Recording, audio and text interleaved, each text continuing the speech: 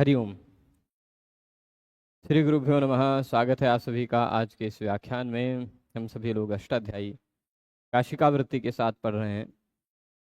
इसको पढ़ते हुए अब तक हम लोगों ने अष्टाध्यायी के पहले अध्याय के पहले पाद के 48 सूत्रों को पढ़ लिया है।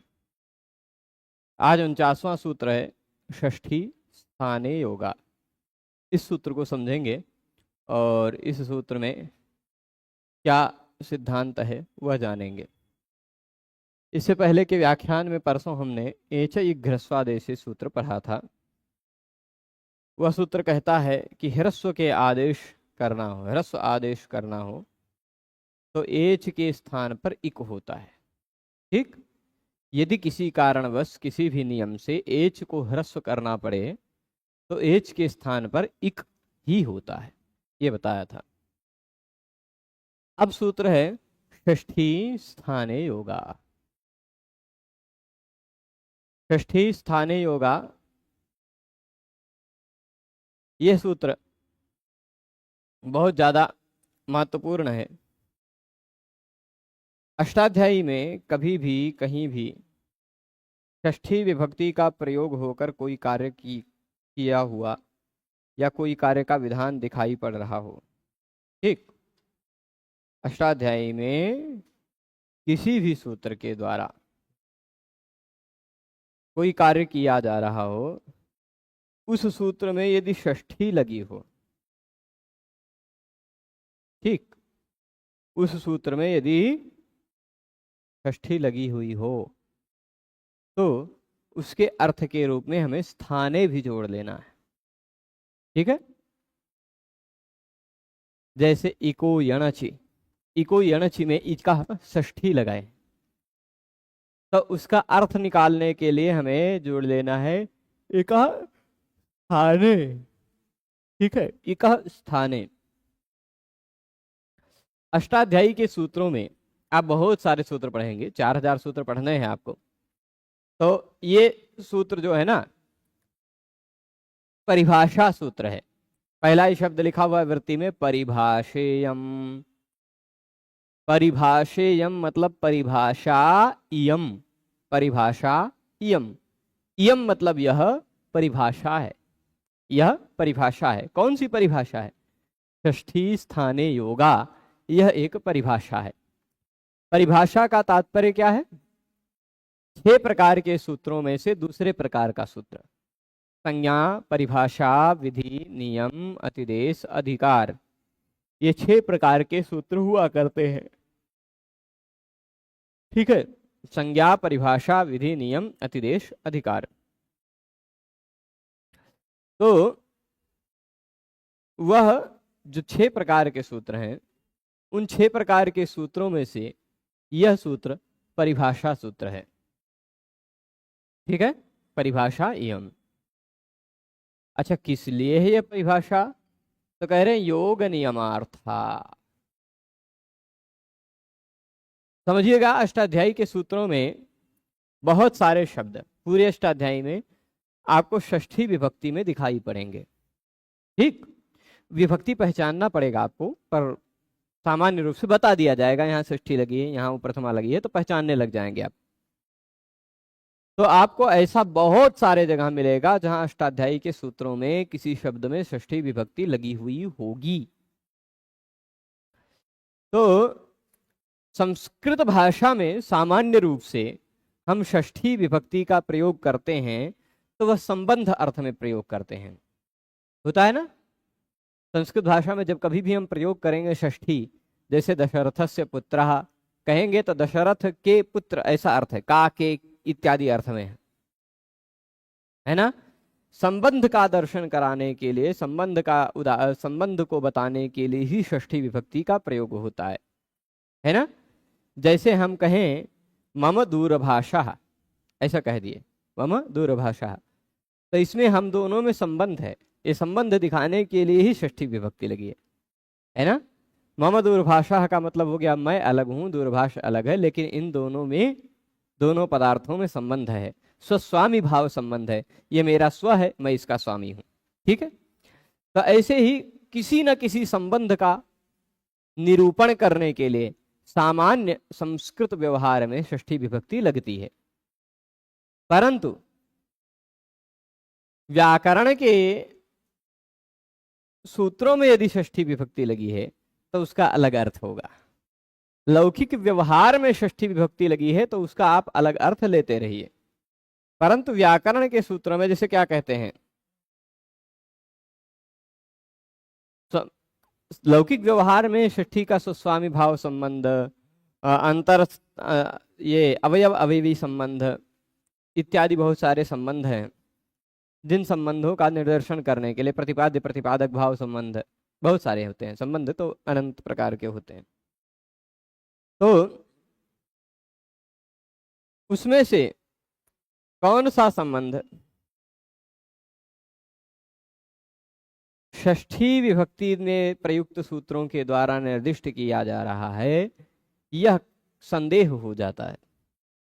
जब षष्ठी विभक्ति का अर्थ संबंध है तो किसी सूत्र में यदि षष्ठी विभक्ति किसी शब्द में लगी है तो उसका अर्थ कौन सा संबंध है, प्रश्न उठने लग जाता है, ऐसा संदेह होता है।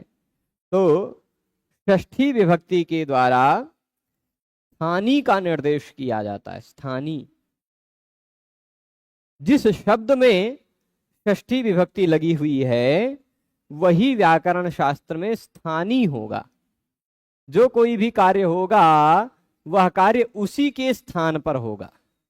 ठीक है, यही षष्ठी स्थाने योगा का तात्पर्य है। ध्यान दीजिएगा, परिभाषेयम योग नियमार्थः नियमार्था, यह परिभाषा जो है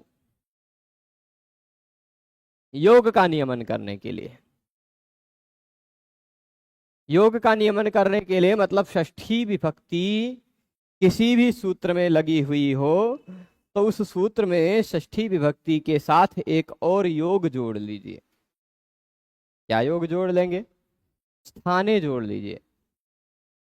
ठीक, मैं आपको एक उदाहरण देता हूं, फिर उसके बाद समझेंगे।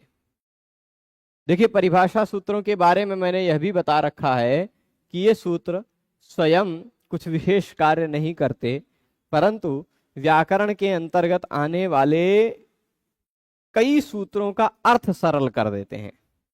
ठीक है, तो कई सूत्रों का अर्थ निरूपण करने में सहायक होते हैं, अर्थ को स्पष्ट करने में सहायक होते हैं परिभाषा सूत्र।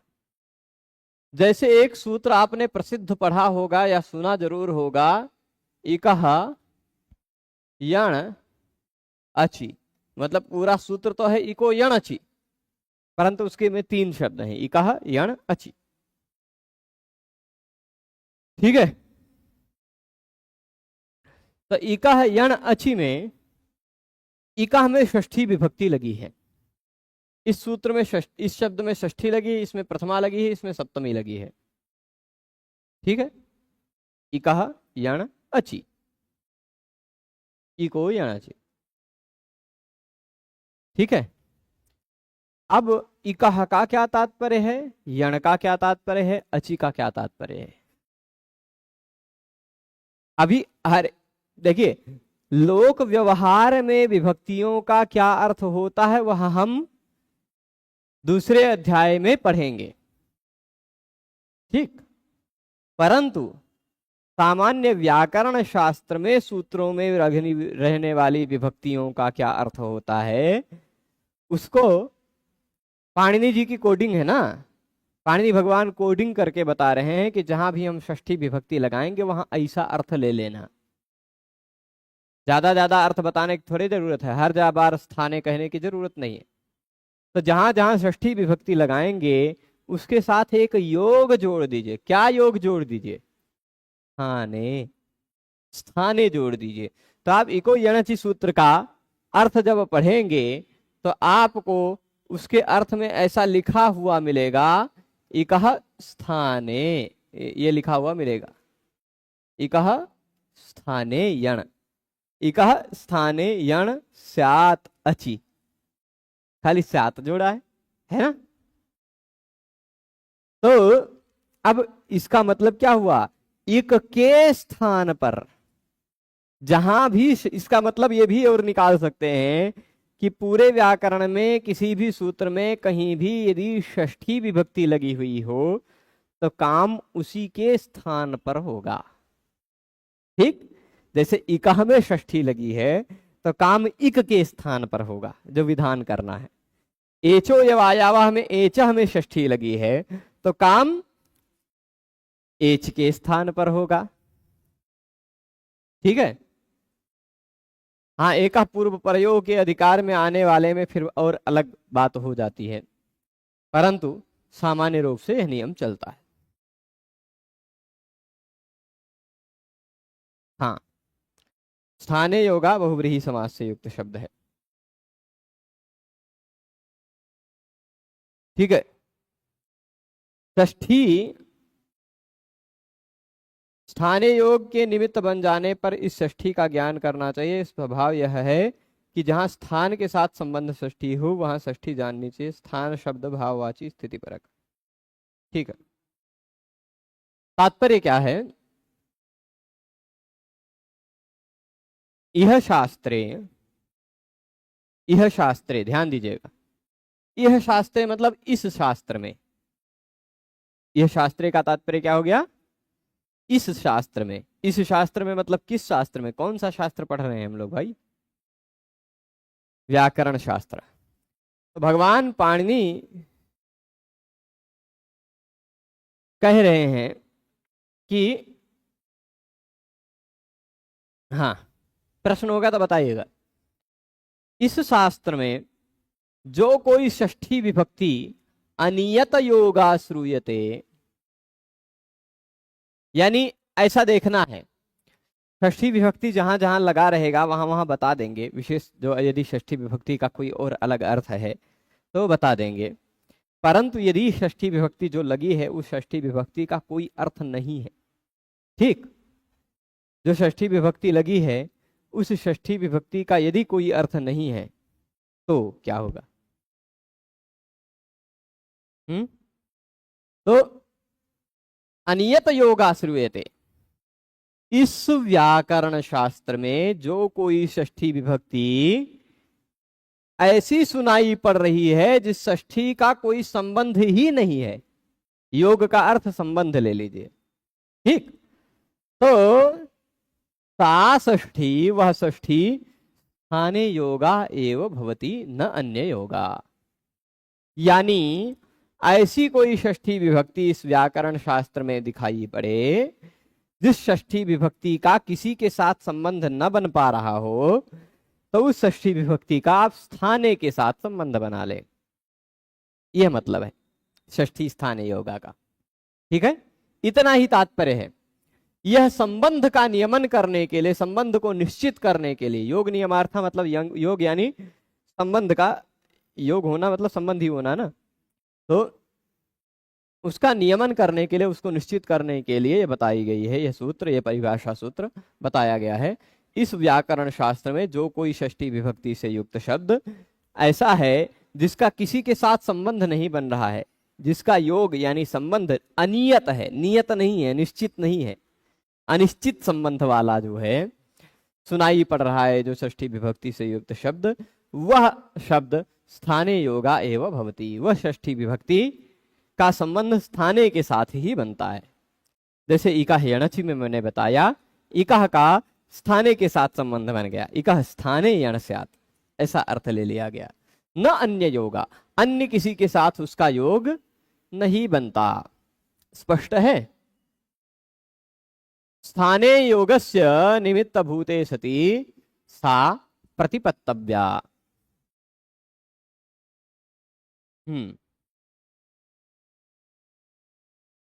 स्थाने योगस्य निमित्त भूते सति, यहां कह रहे हैं कि स्थान पर स्थाने योग से यानी स्थाने योग के निमित्त बन जाने पर इस षष्ठी का ज्ञान करना चाहिए। स्थाने योग से निमित्त भूते सति सा प्रतिपत्तव्या, ऐसा समझ लीजिए। कहीं कहीं षष्ठी विभक्ति और पंचमी विभक्ति दोनों के शब्द एक जैसे मिलते जुलते हैं, है ना, क्योंकि पंचमी विभक्ति में भी जो प्रत्यय है ngसी, उसमें से बचता है अस, षष्ठी विभक्ति में जो प्रत्यय है ngस, उसमें से भी बचता है अस। ज्यादातर शब्दों में आप पंचमी और षष्ठी में विभक्ति का रूप एक जैसा देखेंगे, है ना। अकारांत शब्दों में अलग नियम लग जाता है, गसी के स्थान पर अत हो जाता है, गस के स्थान पर स्या हो जाया करता है ना, तो वहां अलग विषय है। परंतु हरे पंचमी षष्ठी दोनों में, इकह इकह पंचमी षष्ठी दोनों में, है ना। तो जहां ऐसा देख ले कि यहाँ काम जो हो रहा है वह काम स्थाने योग की तरह हो रहा है, मतलब उसके स्थान पर हो रहा है, जो कार्य हो रहा है वो उसके स्थान पर हो रहा है। तो स्थान के साथ संबंध बनने का यदि निमित्त हो जा रहा हो कोई शब्द, तो समझ लीजिए ऐसा हो जाने पर सा प्रतिपद्यव्या, वह षष्ठी ही है, ऐसा समझना चाहिए। वहां इकह में पंचमी लगी है कि षष्ठी लगी है, ये संदेह न हो, वह षष्ठी विभक्ति से युक्त शब्द ही है, ऐसा समझें। ठीक है, जहां उसका स्थाने के साथ संबंध बन जा रहा हो वहां षष्ठी विभक्ति वाला शब्द ही है, ऐसा समझना चाहिए। यहां कह रहे हैं स्थान शब्द का अर्थ होता है प्रसंग, स्थान शब्दश्च प्रसंगवाची। यहां स्थान का मतलब होता है प्रसंग, चलेगा, अभी समझाएंगे प्रसंग का, पर खाली इतना ही समझिएगा भाई, स्थान का अर्थ क्या है, प्रसंग। षष्ठी स्थाने योगा सूत्र का अर्थ आप पढ़ेंगे लघु कौमुदी इत्यादि में, तब प्रसंगे सति सदृशतम आदेश, नहीं वो स्थानेन्तरतम का है, स्थानेन्तरतम का है ना।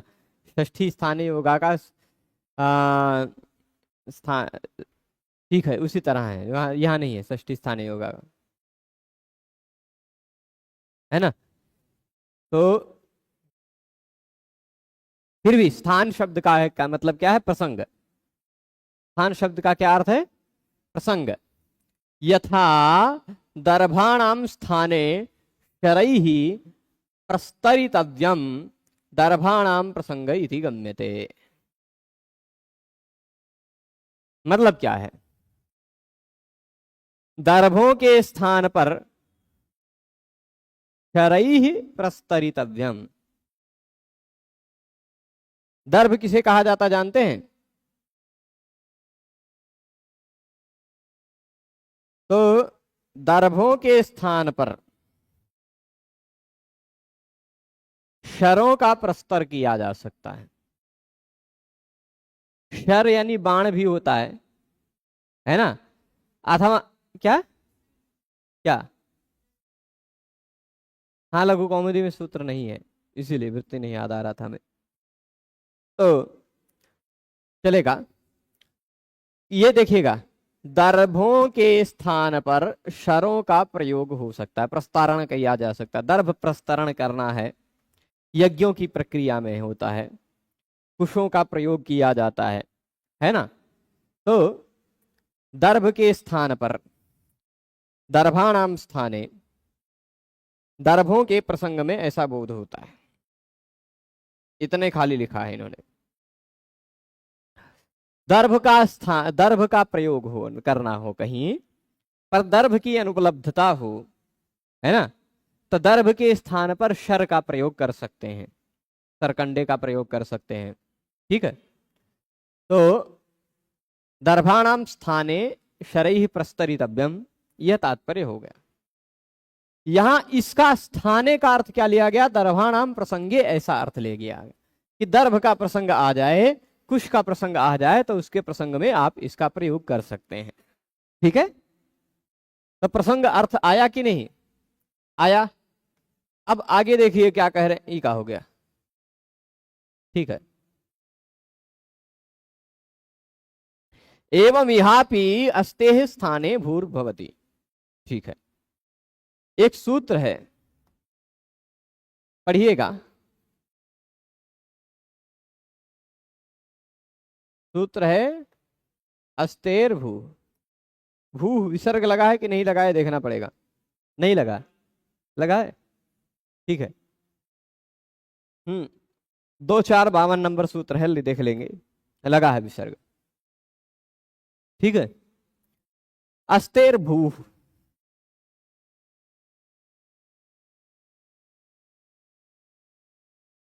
उस प्रसंग में कई सूत्र हैं, ब्रुवो वची इत्यादि भी हैं, चक्षुंगाख्याएं है। तो अस्तेर भू क्या कहता है, अस्तेह, इसमें अस्तेह शब्द में षष्ठी विभक्ति लगा है। जैसे हरि का हरे है, वैसे अस्ति का अस्ते है ना, बनेगा, अनुकृत शब्द का रूप है। तो भू प्रथमा है, तो अस्तेह में षष्ठी लगा है। षष्ठी का अर्थ क्या, जहां षष्ठी का कोई संबंध निश्चित न हो वहां षष्ठी का अर्थ स्थाने ले लिया जाता है। ठीक, षष्ठी का अर्थ क्या ले लिया जाता है, स्थाने। तो अस्तेह का अर्थ तात्पर्य क्या हो गया, यहां भी अस्तेह स्थाने प्रसंगे, अस्थि का स्थान हो, अस्थि का प्रसंग हो, तो आर्ध धातुक लकारों में हम भू का भी प्रयोग कर सकते हैं। देखिए, भविता भवितारो भवितारः अस धातु का रूप है, भविष्यति भविष्यता भविष्यन्ति ये अस धातु का रूप है। अस के प्रसंग में भू का प्रयोग हो गया ना, क्योंकि सूत्र में अस्तेह शब्द में षष्ठी लगी है। जहां भी षष्ठी लगी हो उसके प्रसंग में दूसरे का प्रयोग, मतलब जिस शब्द में प्रथमा लगी हो उसका प्रयोग किया जा सकता है। तो अस्तेह के प्रसंग में भू का प्रयोग किया जा सकता है। इसमें षष्ठी लगी है, इसके स्थान पर इसका प्रसंग प्रयोग किया जा सकता है भू का। ठीक है, अब इसके बाद भवितव्यम, ये सब अस का रूप है, भविता भवितुम भवितव्यम। ये अस के बाद त्रिच प्रत्यय लगा तो भविता, या लूट लकार लगा तो भी भविता। तुमुन प्रत्यय लगा तो अस तुमुन, असितुम नहीं होगा, भवितुम होगा, अस्ते भू लग जाएगा। तव्यत प्रत्यय लगा अस्तव्यत, भवितव्य बन जाएगा। ठीक, तो ब्रुवः प्रसंगे ब्रुवः प्रसंगे वचिर भवति, ब्रुवः प्रसंगे वचिर भवति, ब्रू के प्रसंग में वची।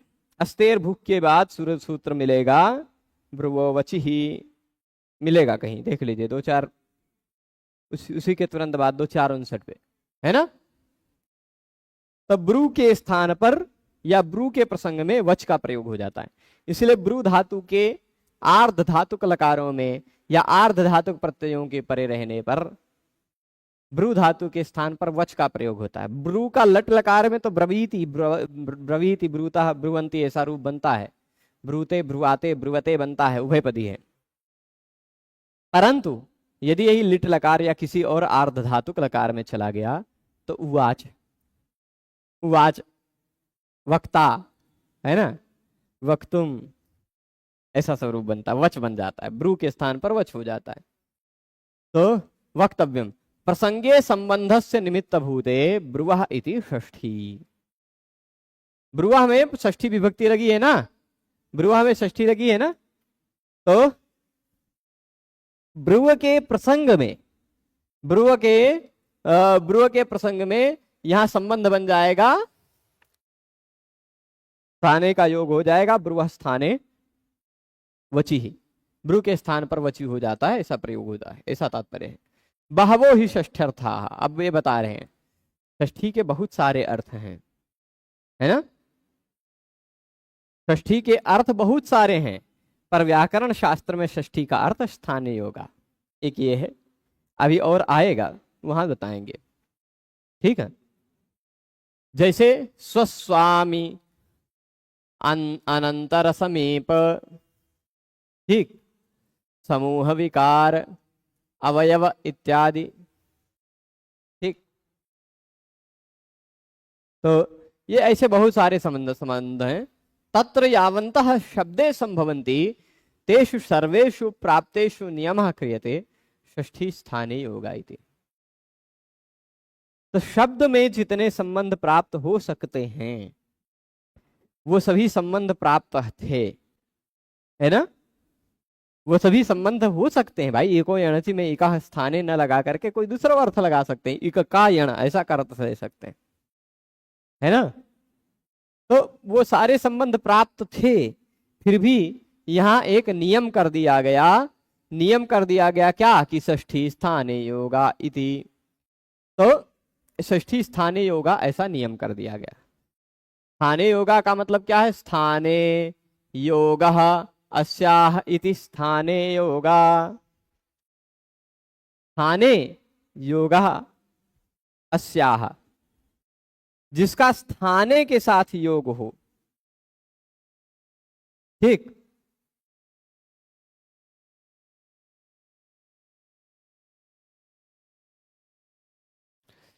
तो स्थाने के साथ योग हो वह स्थाने योगा है।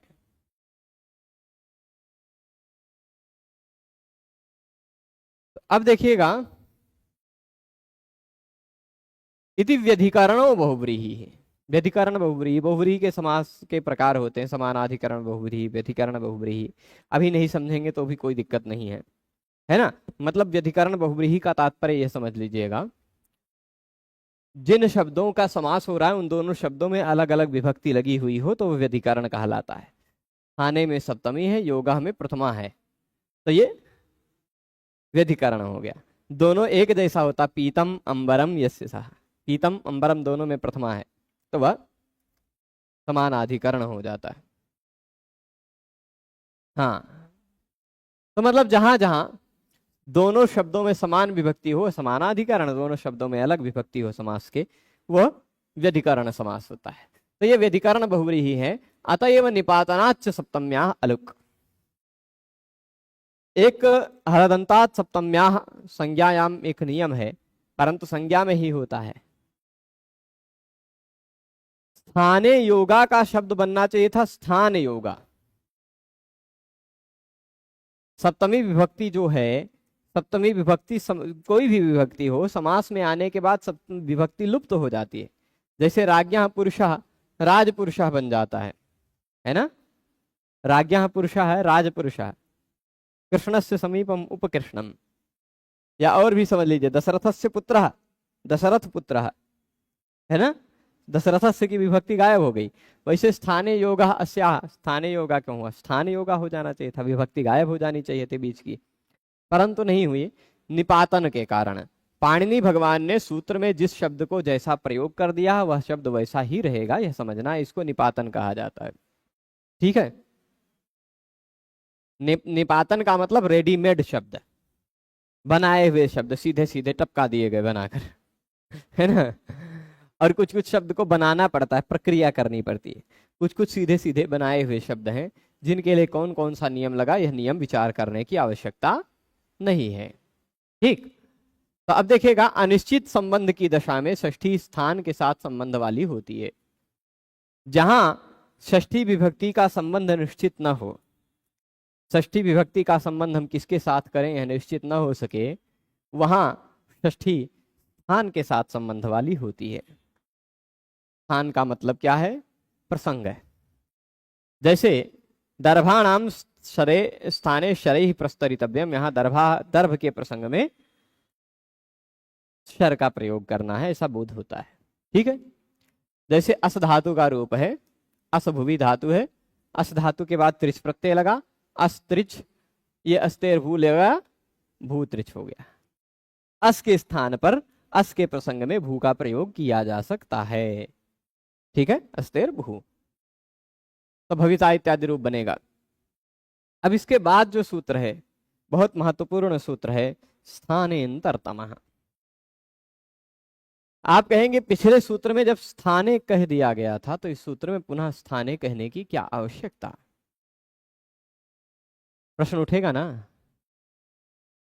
पिछले सूत्र में जब स्थाने एक बार कह दिया गया तो पुनः स्थाने कहने की क्या आवश्यकता।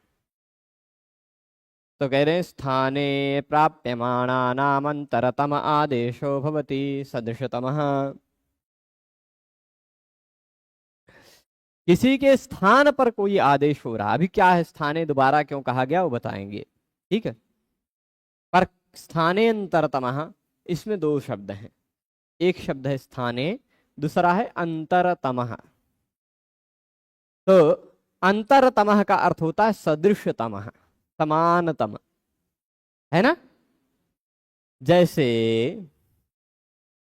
वही उदाहरण देंगे जो पिछली बार दिए थे, कौन सा, लेखनी जी।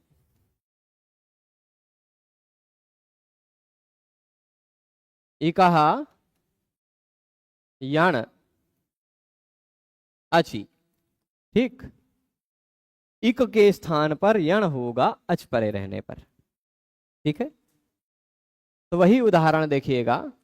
शब्द है मधु, उसके बाद अरि, ये रहा उ इक। इक है कि नहीं उ? मधु में जो उ है यह इक है, उसके बाद अच है। तो इक के बाद अच हो तो इक के स्थान पर यण करना है। ठीक, इक के स्थान पर यण करना है।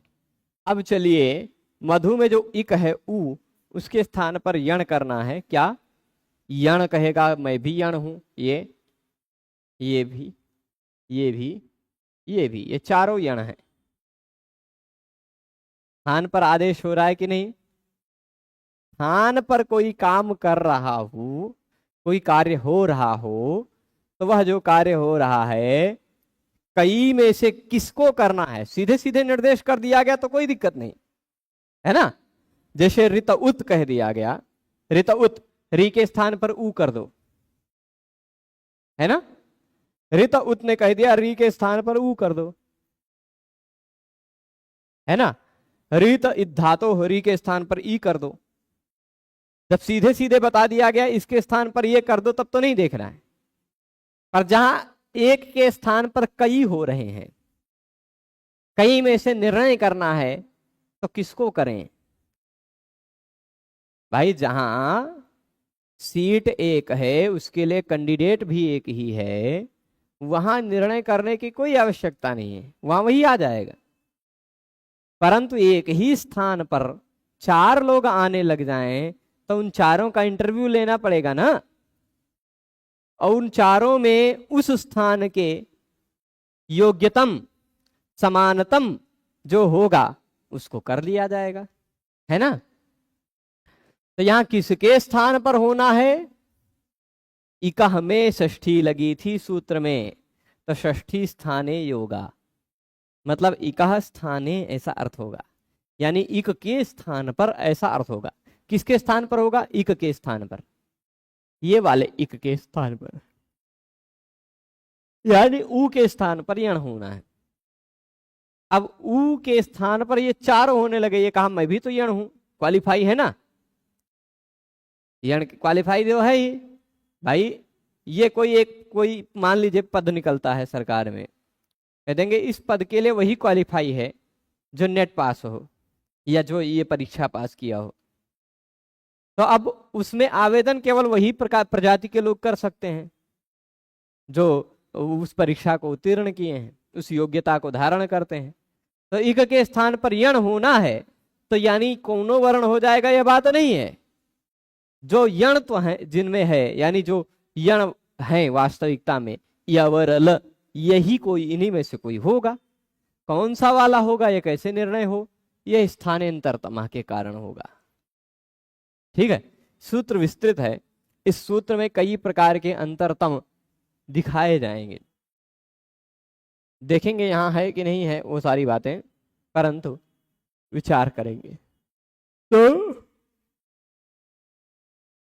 यहां हाँ है, दिया है स्थान से गुणतः, स्थानतः, अर्थतः, गुणतः, प्रमाणतः। स्थान, अर्थ, गुण, प्रमाण, 4 प्रकार के आंतर्य होते हैं, समानता होती है। समानता 4 तरह से देखी जा सकती है, स्थान की दृष्टि से, अर्थ की दृष्टि से, गुण की दृष्टि से, प्रमाण की दृष्टि से समानता देखी जा सकती है। पहले स्थान की दृष्टि से समानता देखते हैं हम लोग। जहां कई दृष्टि से समानता मिल रही हो, वहां हमें स्थान की दृष्टि से समानता को वरीयता देनी है।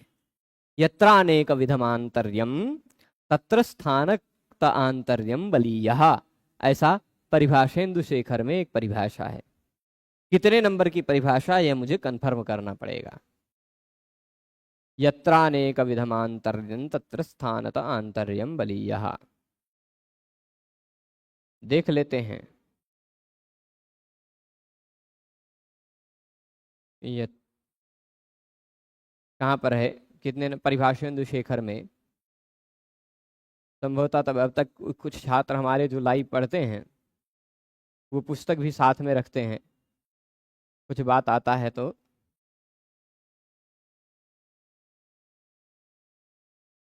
13 नंबर परिभाषा है, ठीक है। परिभाषा इंदु शेखर में 13 नंबर की परिभाषा है, चलेगा। तो अब यहां ऊ के स्थान पर होना है, तो देखना है कौन होगा, अंतरतम कौन सा है भाई, सदृशतम कौन सा है। अंतरतम का मतलब क्या, सदृशतम, समानतम। अब ई देखिए ये ऊ है, ऊ की समानता किसमें है, यहां कौन समान है ऊ के, या ऊ के समान है क्या, व ऊ के समान है क्या, र ऊ के समान है क्या, ल ऊ के समान है क्या, चारों में से कौन सा समान लग रहा है। कुछ लोग बिना विचार किए डायरेक्ट बोल देंगे वह लग रहा है हमको, ऊ व थोड़ा थोड़ा मिलता जुलता है, लेकिन हम अंततम सही में बता रहे हैं। अभी देखिए, उच्चारण स्थान की दृष्टि से सबसे पहले समानता देख लेनी चाहिए। तो तुल्यास्य प्रयत्नम सवर्णम सूत्र पढ़ते समय हमने स्थानों पर थोड़ी सी चर्चा की थी। तो यहां देखिएगा, ऊ का उच्चारण स्थान क्या है, ओष्ठ। ये इसके जगह पर, ऊ के जगह पे कुछ आएगा तो ऊ पहले इंटरव्यू लेगा, हाँ भैया कौने गांव से आए हो, गांव भी पूछेगा, कितना पढ़े हो, क्या है, कौन सा, क्या तुम्हारी क्वालिफिकेशन कैसी है, ये सब पूछेगा ना, ऐसे पूछेगा।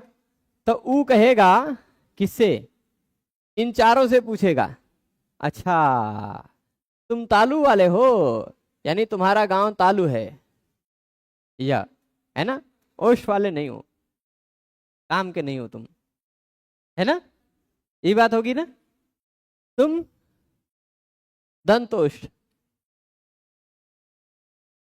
दंतोष्ठ, दंत भी है ओष्ठ भी है, दंतोष्ठ।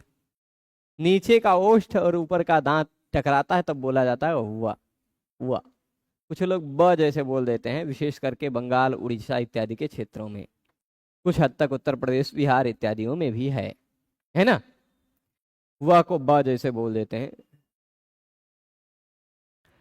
जैसे वत्स नहीं कहेंगे, वत्स कहेंगे, है ना, क्या नेपाल में भी है, अच्छा चलिए ये पता चला, हमें नहीं था पता, पर होता है।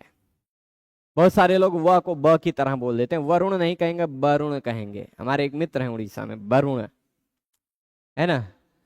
तो अब ऐसे होता है, तो दंतोष्ठ है व का, र मूर्धा, अच्छा तुम तालु वाले हो, तुम नहीं हो सकते। दंतोष्ठ अभी थोड़ा सा तुमको पेंडिंग में रखते हैं, देखते कोई एकदम शुद्ध ओष्ठ वाला मिल जाएगा तो ले लेंगे, नहीं मिलेगा तो तुम्हारा ही सिलेक्शन हो जाएगा, है ना। तो वह ये मूर्धा वाला है, ये र, ये भी नहीं हो पाएगा। ल दंत वाला, ये नहीं हो पाएगा। तो चारों में से सबसे ज्यादा समान ये ओष्ठ, ये दंतोष्ठ, बाकी तीनों तो तालु मूर्धा और दंत वाले थे। इसमें थोड़ा बहुत तो ओष्ठ का अंश मिल गया ना, तो थोड़ा बहुत भाई, हाँ नहीं वैसे रिश्तेदार, थोड़े दूर है के रिश्तेदार, तो चेहरे काम चल जाएगा ना। तो ऐसे मतलब दंतोष्ठ होने के कारण ऊ के जगह पे वह होगा तो मध्वरी रूप बनेगा, है ना, मध्वरी ऐसा। तो यही बात बता रहे हैं कि कुतश्च शब्दस्यांतर्यम। अब शब्द की सदृशता कैसे देखी जाए, शब्द समान है कि असमान है, यह कैसे देखा जाए, कौन कौन से पैरामीटर्स हैं, क्या क्या तरीके हैं कि जिससे हम जान पाए कि ये वर्ण इस वर्ण के समान है कि नहीं है, यह शब्द इस शब्द के समान है कि नहीं है। ठीक, तो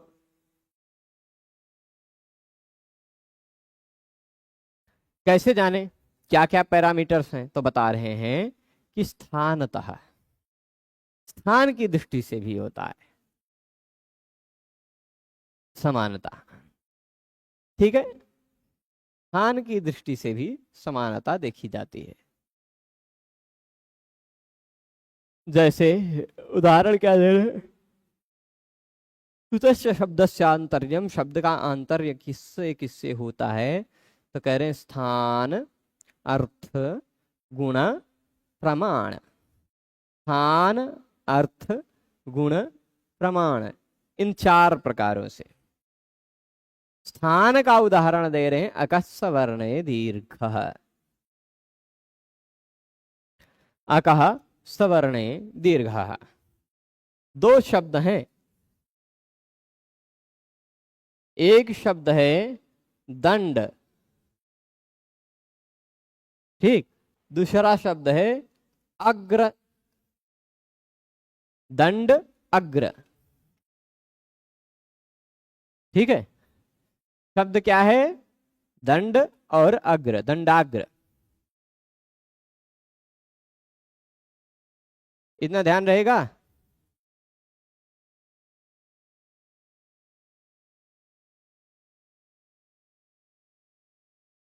तो अब दंड और अग्र, इसमें अकस्स वर्णे दीर्घः ने कहा कि पहले हो अक, क्या हो, पहले हो अक। यहां कहीं अक दिख रहा है, दंड में एक अक आ है, ण अक नहीं है, ड अक नहीं है, ड के बाद अ है, वो भी अक है। हाँ, अब कुछ लोगों को दंड में 2.5 अक्षर दिख रहे होंगे, पर हमको 5 अक्षर दिख रहे हैं, है ना, 5 दिखना चाहिए। जैसे एक व्याख्यान में मैंने बताया था कि किसी भी शब्द का अंतिम वर्ण संस्कृत जगत में, किसी भी शब्द का अंतिम अक्षर झ भ ये सब हो नहीं सकते, झ भ घ ढ ध ये सब नहीं हो सकते, ख फ छ ठ थ ये सब नहीं हो सकते। या तो वर्ग का तीसरा वर्ण होगा या तो वर्ग का पहला वर्ण होगा। ठीक है, किसी भी शब्द में, संस्कृत के किसी भी शब्द में। तो ये किसी व्यक्ति ने हमसे कहा कि गुरुजी फिर तो कौस्तुभ में भ दिखाई पड़ रहा है हमको। हम कहे आपको दिखता होगा भ, वहां भ नहीं है, वहां अ है। ठीक है, क औ स त उ भ अ, 7 वर्ण है कौस्तुभ में। उसी तरह दंड में भी 5 वर्ण है, द अ ण ड अ। ठीक है, अंतिम वर्ण जो यहाँ अ है यह अक है। उसके बाद इसमें भी 4 वर्ण है, अ ग र अ, है ना, ये 4 वर्ण है। इसमें भी पहला वर्ण जो है यह अ है, अक। अकः सवर्णे दीर्घः, अकः सवर्णे दीर्घः ने कहा कि अक हो, क्या हो, अक, उस अक के बाद आता हो सवर्ण। ठीक, पहले आता हो अक, उस अक के बाद आता हो सवर्ण, तो दीर्घ हो जाता है, अकः सवर्णे दीर्घः। ठीक, तो अब पहले देखा ये अक है अ, उसके बाद अ सवर्ण है कि नहीं उसका, तुल्यास्य प्रयत्नम सवर्णम। इस आ का भी मान लीजिए संवृत है या विवृत है, इस आ का भी संवृत है या विवृत है। व्याकरण शास्त्र में तो विवृत है, प्रक्रिया दशायाम तो विवृतमेव। तो विवृत ये भी है, ये भी विवृत है, ये भी कंठ है, ये भी कंठ है, दोनों का उच्चारण स्थान भी समान है ना, सवर्ण है। पहले अक, उसके बाद सवर्ण है। इसी तरह यूप अग्रम में भी यूप का अंतिम वर्ण अक, अग्रम का पहला वर्ण अक, है ना। तो अकस्स वर्णे दीर्घः। जतिन जी प्रसंग आने पर बताएंगे उसका प्रसंग। ठीक, नहीं देना चाहिए वहां, अन्य व्याख्याकारों ने नहीं दिया है प्रधानता, कारण क्या है वो चर्चा करेंगे उसमें। तो यहां देखिएगा, स्थानतः। तो अब देखिए दंड अग्रम में ये जो अकः सवर्णे दीर्घा सूत्र है, आप देखेंगे 6-1-101 नंबर का सूत्र है? इसी से पहले इसी से पहले ये नंबर काट दीजिए और नंबर लिख लीजिए 84, सूत्र निकाल कर देख लीजिए। 6-1-84 सूत्र है, एक पूर्व परयो है। उस सूत्र का अधिकार वहां से प्रसंग चल रहा 111 नंबर सूत्र तक। 6-1-84 से लेकर 6-1-111 के मध्य जितने भी सूत्र हैं, वे सूत्र जो कुछ भी कार्य करेंगे वो सभी कार्य एक पूर्व परयो होगा। यानी संधि में आप कभी कभी देखते होंगे 3 प्रकार होता है। जैसे मैं आपको बता दूं, कभी कभी पहले वर्ण के स्थान पर ही कार्य होता है, कभी कभी बाद वाले वर्ण के स्थान पर ही कार्य होता है। 4 चीज तरह देख सकते हैं। कभी कभी दोनों के स्थान पर कार्य हो जाता है, और कभी कभी हाँ चलेगा, बस दोनों की तरह, तीनों है ना। तो अच्छा ऐसा भी कह सकते हैं, कभी कभी दोनों के स्थान पर 2 कार्य हो जाते हैं, कभी कभी दोनों के स्थान पर एक ही हो जाता है। ठीक, तो अष्टाध्यायी के 6ठे अध्याय के पहले पाद के 84 नंबर सूत्र से लेकर के 111 नंबर सूत्र तक जो 27 सूत्र हैं, ठीक है, उन 27 सूत्रों के द्वारा जो कुछ भी कार्य किया जाता है वह कार्य पूर्व और पर दोनों के स्थान पर एक ही करता है। जैसे कुछ संधि होते हैं केवल पहला वर्ण बदल जाता है। शुद्धि उपास्य में ई बदल गया, यह बन गया, उपास्य का उ तो बचा ही है, शुद्ध उपास्य है ना। एचो ये वायावा हरे ए, हरे में जो ए है उसके जगह पर अय हो गया, हरा ये बना। बाद वाला ए तो वैसे का वैसा बचा है। कभी कभी पहले वाले वर्ण के स्थान पर ही परिवर्तन होता है, कुछ दूसरा आ जाता है। कभी कभी बाद वाले वर्ण के स्थान पर कार्य होता है, कुछ परिवर्तन होता है। कभी कभी दोनों के स्थान पर परिवर्तन हो जाता है। अच्छा, बाद वाले का उदाहरण है तदहित, तद्धित, वाग्घरी इत्यादि कह सकते हैं। दोनों का परिवर्तन भी कह सकते हैं, पर एक का भी परिवर्तन मान सकते हैं। ठीक है, तदहित, तद्धित, हा की जगह पे ध हो गया। ठीक, बाद वाले के जगह पे परिवर्तन हुआ। दोनों के स्थान पर भी परिवर्तन हो जाता है कभी कभी। वही अचहीन, अज्झीन, अच के छ के जगह पे ज हो गया, ह के जगह पे झ हो गया। ठीक है, इसी तरह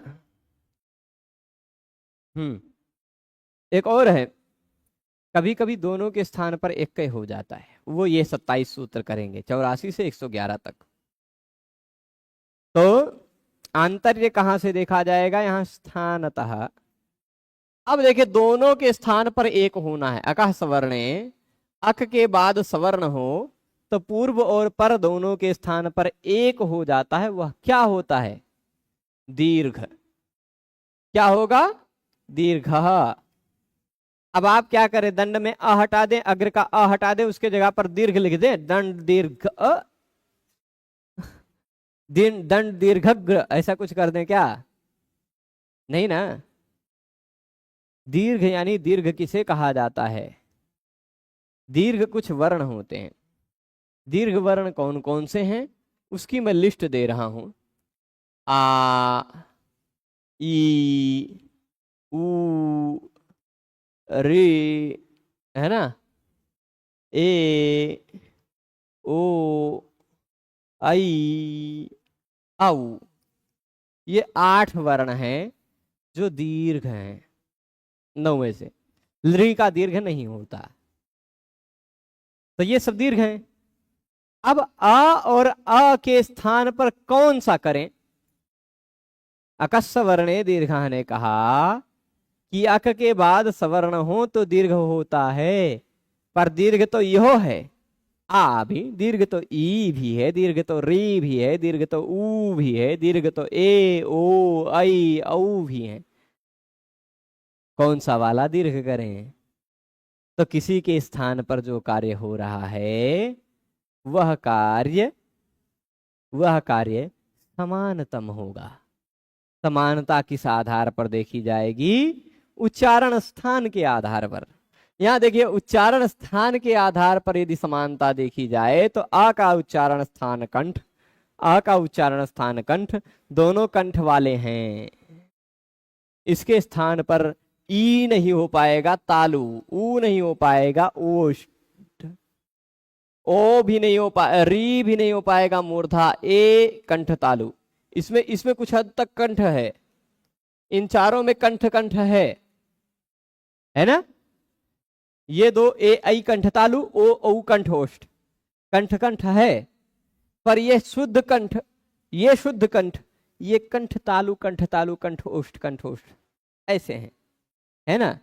तो शुद्ध कंठ के स्थान पर शुद्ध कंठ वाला मिल रहा है तो वही ले लिया जाएगा। स्थान की दृष्टि से समानता देख करके दंड अग्रम में ये आ को हटाया गया, दंड के आ को हटाया गया, दोनों के जगह पर बड़ा आ कर दिया गया, दंडाग्र बन गया। इसी तरह यूपाग्र भी बन जाएगा। ठीक, ये स्थान की दृष्टि पर, स्थान की दृष्टि से समानता का निरूपण किया गया। द्वयोरकारयोः, यही बता रहे हैं, द्वयोरकारयोः, दोनों आकार जो हैं उसके स्थान पर कंठ एव दीर्घ आकारो भवति, कंठ से उच्चरित होने वाला दीर्घ वर्ण होगा। वो दीर्घ क्या है? आकार। ठीक, कंठ्यः एव दीर्घ आकारो भवति, कंठ उच्चारण स्थान वाला ही दीर्घ आ होगा। अर्थतः, अर्थ की दृष्टि से देखा जाए तो क्या है? वतंडी चासो युवतिश्च इति वातंड्य युवतिः।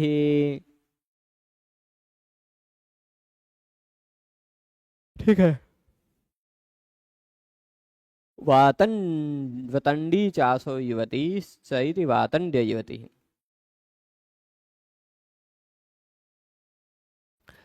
अच्छा, यहां अर्थ की दृष्टि से समानता देख रहे हैं।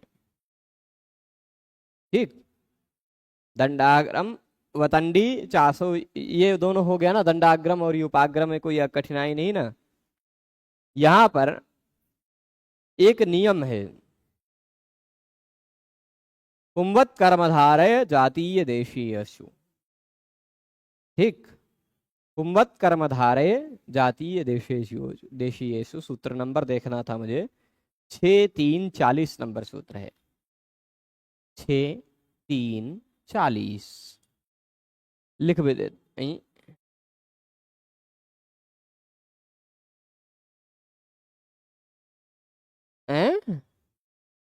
6340 वही दिख रहा है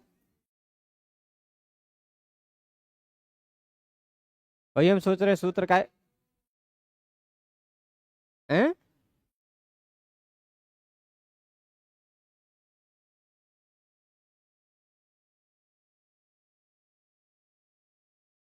6340 ऐसा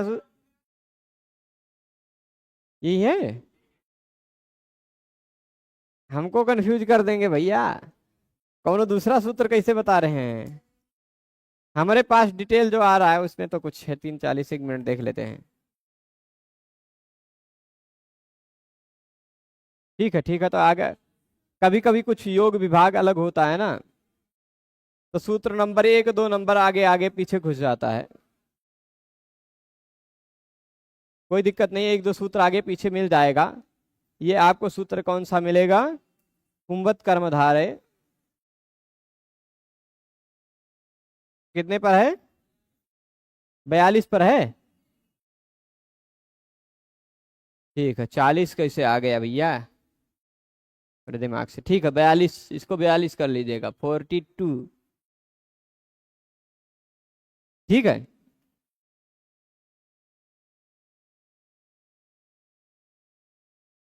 तो ये कह रहा है कर्मधारय समास में, खाली इतना बता देते हैं, कर्मधारय समास में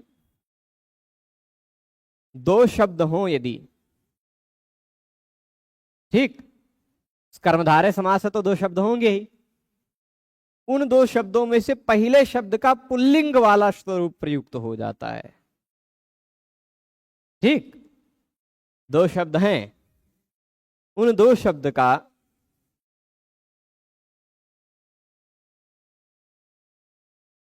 वतंडी शब्द का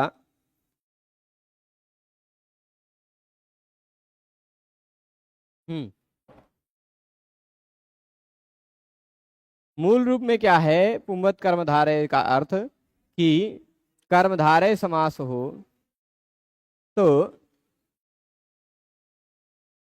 हाँ,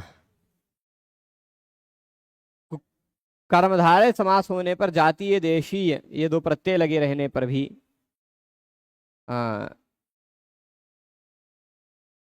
पुल्लिंग स्त्रीलिंग शब्द का पुल्लिंग वाला रूप प्रयुक्त हो जाता है। ठीक है, स्त्रीलिंग शब्द का पुल्लिंग स्वरूप प्रयुक्त हो जाता है। तो वतंडी और युवती, इसके स्थान पर, वतंडी के स्थान पर पुल्लिंग प्रयोग करना है। ठीक, वतंडी के स्थान पर पुल्लिंग प्रयोग करना है, तो वतंडी के स्थान पर जो प्रयोग होगा वह वतंड शब्द से यय प्रत्यय लगेगा, किस सूत्र से, वतंडाच्च।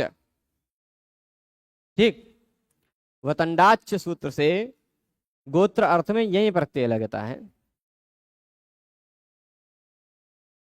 तो वातंड्य शब्द बन जाता है। पुल्लिंग में वातंड्य बनता है, स्त्रीलिंग में वतंडी बनता है। जैसे पुल्लिंग में गार्ग्य बनता है, स्त्रीलिंग में गार्गी बन जाता है। ठीक, तो ये ध्यान रहेगा। तो वातंड्य युवती ही में वतंडी के स्थान पर वातंड्य हो गया, यह अर्थ की दृष्टि से हुआ है, यहां स्थान की दृष्टि से समानता नहीं देखा गया है। वतंडी में वो को बड़ा आ कर दिया गया, डी में जो ई है उसको य कर दिया गया, ऐसा कुछ नहीं है। पूरी वतंडी हटा, उसके स्थान पर वातंड्य आया, पुल्लिंग शब्द प्रयुक्त हुआ, वह अर्थ की दृष्टि से हुआ। वतंडी शब्द का जो स्त्रीलिंग में अर्थ है वही वातंड शब्द का अर्थ रहेगा, इस दृष्टि से वातंड्य हुआ है। ठीक है, गुण के आधार पर देखें तो पाकः त्यागः, गुण का तात्पर्य होता है, यहां देखिए वतंडी चासो युवतिश्च इति वातंड्य युवती, वतंडी के जगह पर वातंड्य आ गया, पुंवत कर्मधारी ये जाति देशेषु पुंवत भावेन अंतरतमः पुंशब्दः अतिदिश्यते, पुंवत भाव से पुंशब्द पुल्लिंग शब्द प्रयुक्त कर दिया गया, अर्थ स्त्रीलिंग रहेगा। ठीक, अर्थ स्त्रीलिंग रहेगा पर शब्द पुल्लिंग हो जाएगा। जैसे रूपवती भार्या यस्य सह, रूपवत भार्या ऐसा प्रयोग करते हैं, है ना, रूपवती का रूपवत हो गया। अब देखिएगा, गुण की दृष्टि से कर रहे हैं, गुण मतलब होता है बाह्य प्रयत्न, गुण का मतलब क्या है, प्रयत्न। तो पाकः त्यागः रागः, तीन उदाहरण दे रहे हैं, पाकः त्यागः रागः।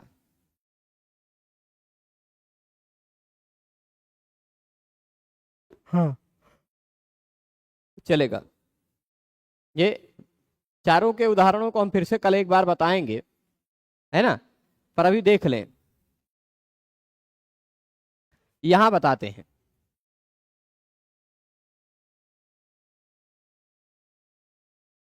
पक्ष, ठीक, पक्ष धातु है, उसके बाद प्रत्यय लगा है घई प्रत्यय जिसका बचा है अ। ठीक, घई प्रत्यय में य की इत संज्ञा हुई है, किसी भी प्रत्यय में यदि य की इत संज्ञा हुई हो और धातु का अंतिम से दूसरा वर्ण अ हो तो उसकी वृद्धि हो जाती है अत उपधाया सूत्र से, 5 अ बन गया, 5। इसी तरह पछ अकात हो गया, इसी तरह त्यज अ घई प्रत्यय ही है तो त्याज बन गया। और इसी तरह रंज धातु है, धातु क्या है, रंज अ, रंज में मुझे लगता है घईच भाव करणयो सूत्र है क्या, घईच भाव करणयो देख लेते हैं।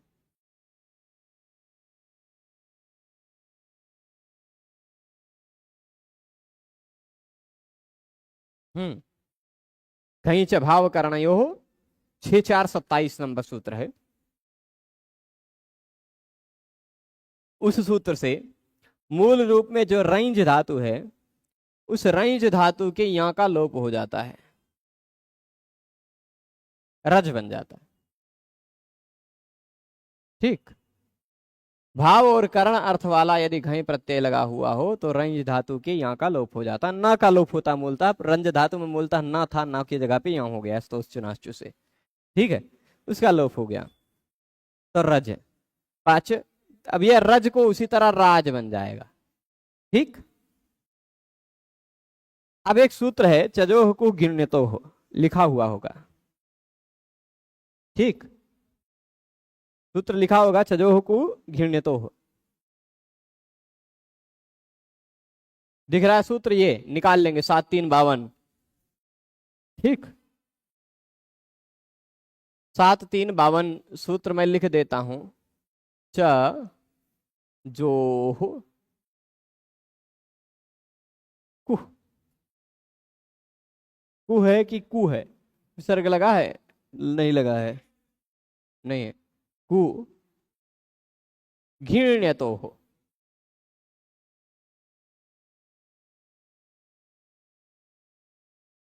ठीक, चजोह कु घृण्यतो हो मतलब क्या है, चजोह यहां भी षष्ठी लगी है तो च और ज के स्थान पर षष्ठी स्थाने योगा, है ना, षष्ठी का अर्थ स्थाने, चजोह मतलब च और ज के स्थान पर, चलेगा, च और ज के स्थान पर क्या होगा, कु होगा, क्या होगा, ध्यान दीजिए इधर, च और ज के स्थान पर कु हो जाएगा यदि उसके बाद ण्यत प्रत्यय लगा हुआ हो अथवा घित प्रत्यय लगा हुआ हो। घित मतलब घी खाने पीने वाला घी नहीं, घ की संज्ञा वाला प्रत्यय, घई प्रत्यय है, घ प्रत्यय है, ये सारे प्रत्यय में घ की संज्ञा है ना, लशक को तद्धिते से घ की संज्ञा होती है तो इसलिए यह प्रत्यय घित है। ठीक, तो ये तीनों के तीनों उदाहरणों में जो प्रत्यय घई लगा हुआ है इस कारण घित प्रत्यय लगा है। कौन सा प्रत्यय लगा है, तीनों जगह घित प्रत्यय लगा हुआ है। घित प्रत्यय अथवा अण्यत प्रत्यय लगा हुआ हो, घ की संज्ञा वाला अथवा अण्यत प्रत्यय लगा हुआ हो तो अंतिम वर्ण आने वाले, धातु के अंतिम वर्ण के रूप में आने वाले च और ज के स्थान पर कु हो जाता है। अब देखिए इसमें च दिख रहा है, इन दो जगह ज दिख रहा है, इसके स्थान पर होना क्या है, क्या होना है भाई, च और ज के स्थान पर क्या होगा, कु। कु मतलब क्या होता है, कु मतलब होता है कवर्ग क ख ग घ ङ। ठीक, यही पांचों हैं कु। तो च और ज के स्थान पर कु होना है, घित और ऋण्यत प्रत्यय लगे रहने पर यहाँ चजो को घृण्यतो से होगा ऐसा काम, ठीक है, होने लगेगा। तो अब यह प्रश्न उठता है कि इन पांचों में से कौन सा हो, ए भाई कहाँ भाग रहे हो, चलिए ठीक, कोई दिक्कत नहीं। क ख ग घ और ङ, ये ठ होने लगा। ठीक, ये 5 वर्ण हैं कु, च और ज के स्थान पर पांचों होने लगे। चजोह को घृणतो ने कहा कि चवर्ग के च के स्थान पर और ज के स्थान पर कु करना है, यानी कवर्ग करना है। तब कवर्ग में कौन सा करें? क्या यहां उच्चारण स्थान के आधार पर देखेंगे? कैसे देख पाएंगे? क्योंकि कु में क ख ग घ घ पांचों का उच्चारण स्थान कंठ है, तो कैसे निर्णय कर लेगी भाई आप? च और जा का तालु है, उसके स्थान पर जो आ रहा है वो पांचों के पांचों का कंठ है। उच्चारण स्थान की दृष्टि से देखेंगे तो कौनो नहीं हो पाएगा, और होगा तो पांचों में एक के समानता है ना? पांचों कंठ वाले हैं तो समानता है कि नहीं?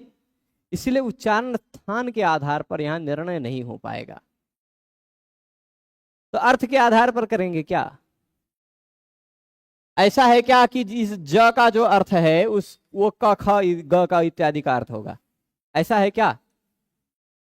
अर्थ के आधार पर भी यहां निर्णय नहीं हो सकता। यहां निर्णय होगा गुण के आधार पर। गुण क्या है? प्रयत्न। क्या है प्रयत्न? सामान्यतः वर्ग के तीसरे, चौथे और पांचवें वर्ण का अलग प्रयत्न है, पहले और दूसरे वर्ण का अलग प्रयत्न है। ठीक है? पहला दूसरा अघोष है, तीसरा चौथा पांचवा घोष है। ठीक। अब च के स्थान पर होना है, तो च तो वर्ग का पहला वर्ण है, उसके स्थान पर अघोष है, यानी उसके स्थान पर क अथवा ख में से कोई हो जाएगा। ए भाई यही रहो, च के स्थान पर कौन सा होगा? क और ख में से कोई हो जाएगा, इन दोनों में से कोई, है ना? पर ज के स्थान पर क्या होगा? इन तीनों में से कोई होगा। अभी भी पूरी तरह निर्णय नहीं होगा। तो आप कहेंगे कि च और ज ये दोनों अल्प प्राण वाले हैं, इसमें घ और ख ये महाप्राण वाले हैं, इनको नहीं होना चाहिए। अच्छा, च और ज ये अनुनासिक नहीं है, तो ग अनुनासिक भी नहीं होगा। ठीक है? च और ज के स्थान पर क और ग होगा। यह गुण के आधार पर हो रहा है, आभ्यंतर प्रयत्न, बाह्य प्रयत्न के आधार पर हो रहा है। ठीक है? क्यों? क्रम से नहीं कर सकते। क्रम से भी करना वही बात है, पर स्थानीय और आदेश समान हो तो क्रम से करना है। चजो च और ज दो ही कहा गया, और कु कहा गया, कु पांच है। दो के स्थान पे पांच में से कोई होना है। निर्णय यही रहेगा कि च के स्थान पर क, ग के स्थान, ज के स्थान पर ग होगा। यही निर्णय है। परंतु फिर भी वह निर्णय स्थान के समानता के आधार पर नहीं, अर्थ की समानता के आधार पर नहीं, अपितु आभ्यंतर प्रयत्न की समानता के आधार पर हुआ। ये च का भी आभ्यंतर प्रयत्न अघोष अल्प प्राण है ना? मुख्य रूप से बात कहें, अघोष अल्प प्राण है। क का भी अघोष अल्प प्राण है। ज का घोष अल्प प्राण है, तो ग भी घोष अल्प प्राण है। ठीक है? तो च के स्थान पर क हो जाएगा, बन जाएगा पाक। अ जुड़ने पर पाक हो जाएगा, क आधा था। इसी तरह त्यज में ज के स्थान पर ग हो जाएगा त्याग, रज में ज के स्थान पर ग हो जाएगा राग। बना? तो पाक, त्याग, राग, इन सारे उदाहरणों को जो आप देख रहे हैं, इन उदाहरणों में चजोह को घृण्यतोः इस सूत्र से चकारस्याल्प प्राणस्याघोषस्य तादृश एव ककारो भवति।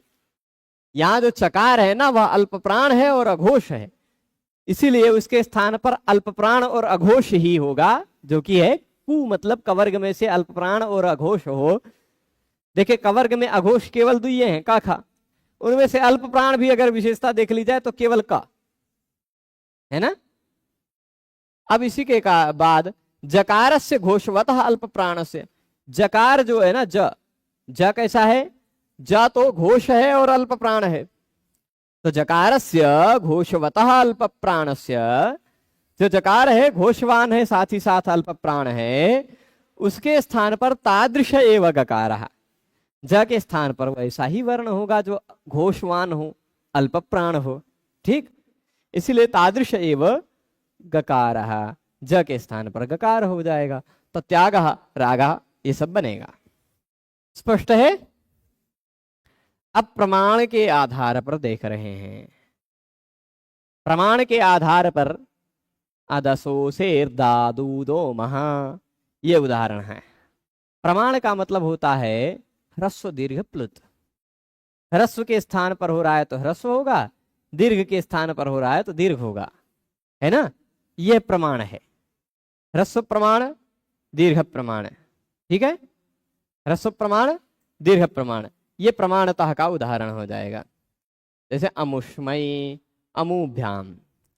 देखिए अदसो शेर दादू दो महा, इसको हम बढ़िया से समझाएंगे, पर खाली इतना ही कह रहे हैं। अदसो शेर दादू दो महा में आदस शब्द का जो है ना, आदस शब्द के बाद चतुर्थी विभक्ति का रूप लगा है, तो अदस शब्द का अद बन जाता। क्या बन जाता? अद। उसके बाद स्मयी प्रत्यय लगा, आदस्मयी, ऐसा बन गया। अदसो शेर दादू दो महासूत्र कहता है कि अदस में यदि स ना हो तो उस द के बाद आने वाले स्वर वर्ण को उ हो जाता है, द के बाद आने वाले स्वर को उ हो जाता है, और द के स्थान पर म हो जाता है। तो द के स्थान पर म कर दिया हमने, अमस्मयी हो गया। पर म के बाद आने वाले जो अ है उसको उ करना है। यदि ह्रस्व अ है तो उसके स्थान पर ह्रस्व उ हुआ, अमुष्मयी। यदि अदाभ्याम होना था, हलिचा से दीर्घ होने के कारण, नहीं सुपिचा से दीर्घ होने के कारण, या दीर्घ आ था तो उसके स्थान पर दीर्घ उ हुआ, अमूभ्याम। ह्रस्व के स्थान पर ह्रस्व, दीर्घ के स्थान पर दीर्घ, यह होता है प्रमाणतः। ठीक, चारों प्रकार का आंतर्य हमने देखा, और कुछ बातें हैं इस सूत्र में, उन बातों को कल पढ़ते हुए इस विषय को समाप्त करेंगे। आज यही रोकते हैं। अभी कुछ दो चार दिनों तक कुछ कठिनाइयां रहेंगी, क्योंकि कमरा बदले हैं, सारा सामान अस्त व्यस्त है, बहुत ज्यादा गृहस्थी का सामान है, तो कुछ ज्यादा परिश्रम पड़ रहा है। दो चार दिन ऐसी रहेगी, पर प्रयास यही होगा कि 5:30 बजे से ही कक्षा हो। एक दिन मैं पहले से ही बता दे रहा हूं, किस दिन, उस दिन कक्षा थोड़े से विलंब से होगी, बाकी अधिकांश दिन सही समय से ही होगी। ठीक है? तो जैसे उदाहरण है, डेट कौन सा है वो देख लेते हैं। 6 तारीख को, 6 तारीख को 6 बजे से कक्षा होगी, बाकी सब दिन 5:30 बजे से ही होगी। आप सबसे यह आग्रह है कि 5:30 बजे ही पहुंच जाया करें, क्योंकि कभी कभी ऐसा होता है मैं पहले पहुंचा रहता हूं, आप लोगों की प्रतीक्षा करता रह जाता हूं कि छात्र आ जाएं तब प्रारंभ करें, और छात्र आ जाएं तब प्रारंभ करें, क्योंकि यहाँ छात्रों के पास मोबाइल नहीं है, वो लाइव नहीं देख सकते हैं, या मोबाइल से देखकर नहीं पढ़ सकते हैं। तो अगर हम कुछ पढ़ा देंगे तो उन लोगों का छूट जाएगा, इसी कारण हम देर करते हैं कभी कभी। तो प्रयास करें आप लोग समय से आए। ठीक है? सभी लोग जुड़े रहे, उसके लिए सभी को बहुत बहुत धन्यवाद। बाह्य प्रयत्न से पूर्व आभ्यंतर प्रयत्न को भी प्रधानता मिलनी चाहिए। क्या आभ्यंतर प्रयत्न के आधार पर निर्णय नहीं किया जा सकता था? जतिन जी, गुण का मतलब प्रयत्न ही होता है, पर फिर भी आभ्यंतर प्रयत्न के आधार पर भी निर्णय नहीं हो सकता था, इसलिए बाह्य प्रयत्न पर गए। ठीक है, चलेगा? उससे आधार पर भी निर्णय होता है, उसमें कोई आपत्ति नहीं है। उसके आधार पर निर्णय करने लग जाते तो कु मतलब कवर्ग, कवर्ग पांचों के पांचों का स्पृष्ट प्रयत्न है, कोनो निर्णय नहीं होता। जैसे कंठ पांचों का उच्चारण स्थान है, वैसे स्पृष्ट पांचों का प्रयत्न है। ठीक, चलेगा? तो सभी लोग जुड़े रहे, उसके लिए सभी को बहुत बहुत धन्यवाद। नमो नमः।